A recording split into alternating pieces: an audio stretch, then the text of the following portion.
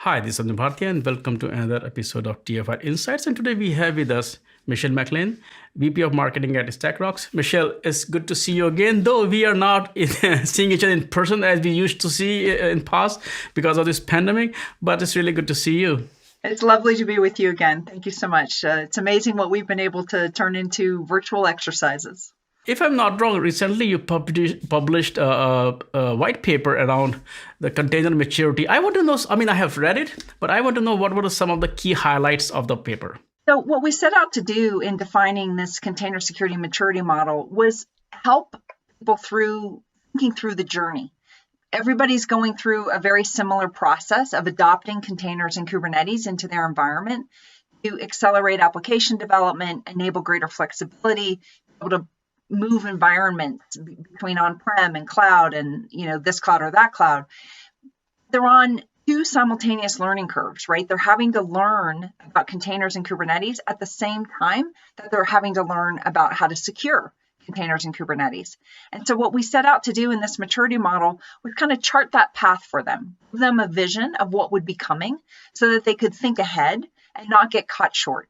If you think about security in traditional infrastructure, it was very much a waterfall exercise. I'm going to code, then I'm going to throw it over to ops, and right before ops is going to deploy it, they're going to have security do a last minute check on it. That doesn't work in today's cloud native infrastructure. We really need to be doing security along the way. And so what we set out to do with this maturity model was just help them think ahead, help them get ahead, and help them anticipate how their security requirements would change as they progress through this adoption curve for containers and Kubernetes. Right. And if I'm not wrong, you also mentioned the 5 stages of container maturity. Can you just talk about, briefly about each stage?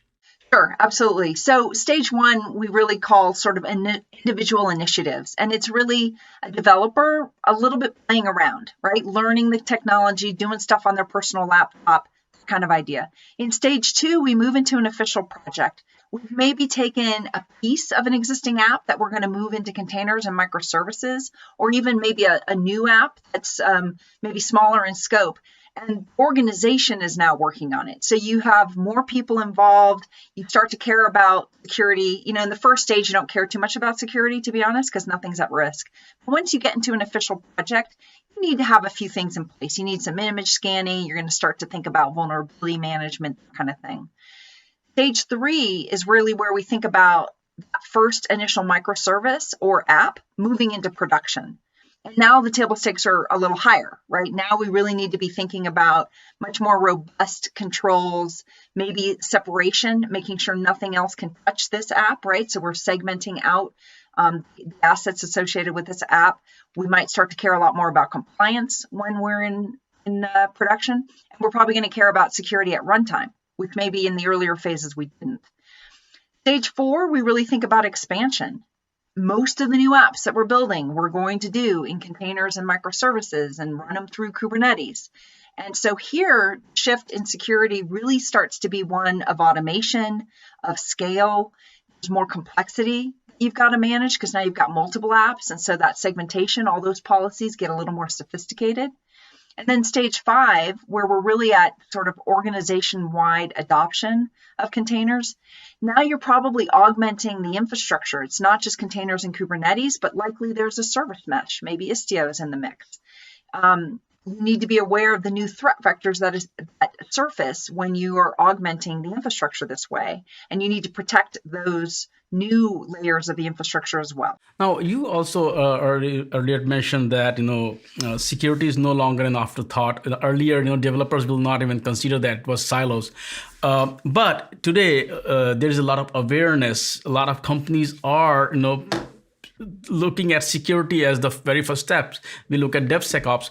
Can you talk a bit about what led to this, change in mindset or approach towards security, where security is one of the primary factors today instead of being something which are an afterthought?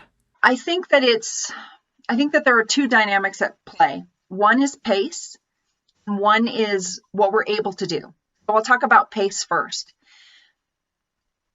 Business success today, business innovation today is entirely rooted in how your customers perceive you through their applications. So people understand that app innovation and delighting customers with their interface with those customers through the application is essential to success. And so the pace of iteration is much faster.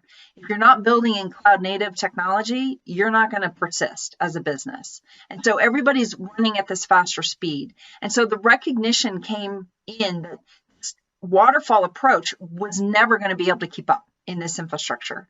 And you cannot have fast innovation, fast iteration, and just leave security behind. It's not an option. You can't simultaneously strengthen your corporate chance at success through app innovation, but then compromise that chance at success by leaving your business exposed. So recognition was, at this faster app dev pace, we need security to be along for the ride. So that's kind of the challenge of it all. The opportunity of it all, the big upside of it all, is these new abilities. This infrastructure, containers and Kubernetes, have attributes that can help us build the most secure apps we've ever built. This infrastructure is meant to be immutable. In other words, it should not change. And so when you know it should not change, and something in your system perceives a change, then you can assume that's bad. You can be more sure of something being wrong when you know you have immutable infrastructure. It's also ephemeral infrastructure, which makes it challenging, like what happened, right? After the fact, forensics can be a little bit harder. That ephemeral nature is tied into the automation at the orchestration layer. So if there's a problem with an asset, kill the asset and restart it. No problem. Your app will keep running. We can take advantage of that in a security construct. Say, there's immutability. We can be sure that change is bad. There's also declarative data. This infrastructure says what it's supposed to be doing. And so if we see a disparity between what it says it's supposed to be doing and what we observe it to be doing, we can also assume that's bad. We can use that declarative data to have a much more robust understanding of security in this environment. And I'll give you one tangible example. We used to think a lot about risk from the standpoint of vulnerabilities. If I have a vulnerability and it's got a high CVSS score, that's a bad thing, and that needs to be rooted out, and that's my priority. What we understand now is that vulnerabilities are not all the same. Vulnerabilities are not all that contributes to risk. If I have a problem in an asset that is customer-facing, open to the internet, stores financial data, and stores customer data, that is way more important to me. Protecting that whole suite of services and assets delivering that application is way more important to me than protecting an internal, test-only, never gets out of dev kind of application, right? And so I can take that declarative data, use the rich context that Kubernetes provides, and now have a much better understanding of risk in my environment, and focus my resources on those risk factors that really could compromise me as a business versus, I can get to it later, or frankly, it's unimportant if I ever fix that vulnerability. And I would point to something like the Equifax breach as a great example of this. The Equifax breach was rooted in a construct called struts. And the Equifax team knew struts was a problem. Everybody in the industry knew struts was a problem by now. They had a punch list of environments to work through, get struts out of the picture. They just hadn't gotten to that one yet. And so had they had the ability to marry all that context information with knowledge that struts was running, then they could have said, oh, this one, let's go fix this environment first, and potentially could have prevented such an widespread breach. So that's an example of, while there are challenges in securing containers in Kubernetes, there are also many attributes, primarily the declarative data and the immutable nature of them, that make this the most secure apps we could ever build. It's a very exciting time to be working in security. If we compare it with the traditional, IT infrastructure, it's quite different. The challenges that are there in the cloud and cloud native worlds when it comes to security is totally different from the traditional landscape. At the same time, because of the COVID-19, a lot of businesses, they are moving a lot of operations online, which were never supposed to be on the cloud. At the same time, there are a lot of users who, I mean, I can think of elderly users, population, which used to go to bank, physical bank, or go to the doctors. Now they are doing a lot of things online. So the risk factor, the attack vector also increasing. So talk about what unique challenges this Kubernetes or cloud or container poses in the context of security, which was not seen in the traditional IT. I think what you find is that you're absolutely right about this adoption curve, and companies, that's a great motivator for us talking about this whole security maturity model, because again, people are having to learn both the infrastructure and the security for that infrastructure at the same time. Everyone's on that same learning curve, and the path is really new for so many people. So things that have changed are layers in the infrastructure are new and need to be secured, and the scope. We're seeing so many people, like you're saying, migrating much faster to SaaS-based operations or cloud-based services. And so what we find is that businesses are increasingly looking to offload whatever they can. So we see this big adoption of, for instance, in the Kubernetes world, you see a big adoption of managed Kubernetes services. If you were getting started with Kubernetes a few years ago, you probably managed it yourself. You ran all the control plane as well as the worker nodes yourself. Now we see massive adoption of services like Amazon EKS, Azure AKS, Google GKE. These are managed Kubernetes services because the business has so much to do. You talked about migrating to these apps really fast in a time of COVID. Want to offload their stuff as much as possible. So using a managed service lets you do that. At the same time, if you can offload some of the thinking of how to do security, what does good look like? What does safe look like? If you can adopt some platform tools that really help you out of the box policies and get you further along in securing your infrastructure without you having to go through this massive learning curve yourself, like why reinvent the wheel?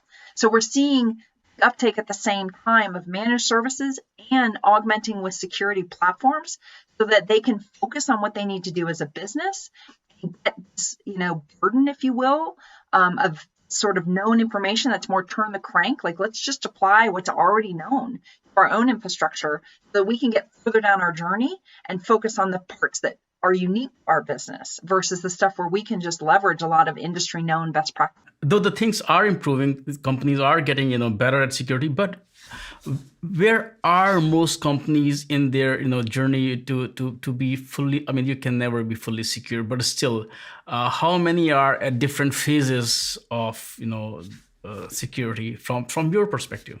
Yes, what we see a tremendous amount is, as much as we have the opportunity to do security at the same time as we're building this infrastructure, there is still usually a little bit of a gap. And it's because maybe it started over here in a pocket of developers and it's just migrating across the broader set of the organization now.